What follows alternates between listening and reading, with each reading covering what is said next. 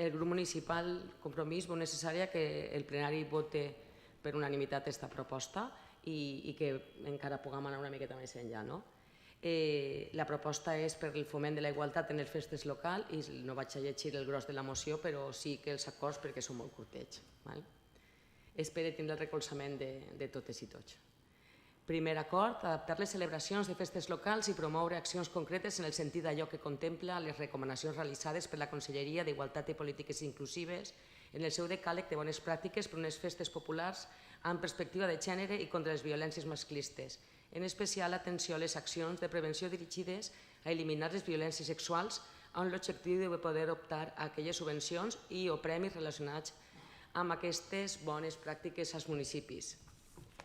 Segon, impulsar i aplicar un pla d'acció estratègic conjunt amb les associacions festeres i culturals del municipi per aconseguir la presència i participació de les dones en igualtat de condicions que els homes a les festes locals. Tercer, l'Ajuntament de Catarroja reafirma el seu compromís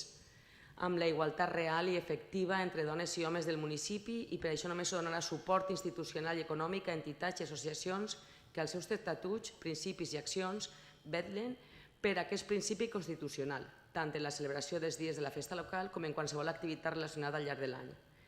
I quart, continuar treballant en la col·laboració amb el teixit associatiu feminista per garantir la presència de punts violeta a les festivitats locals i la formació coeducadora i transversal per a la ciutadania, amb l'objectiu de consolidar espais lliures de violència i assetjament sexual al municipi.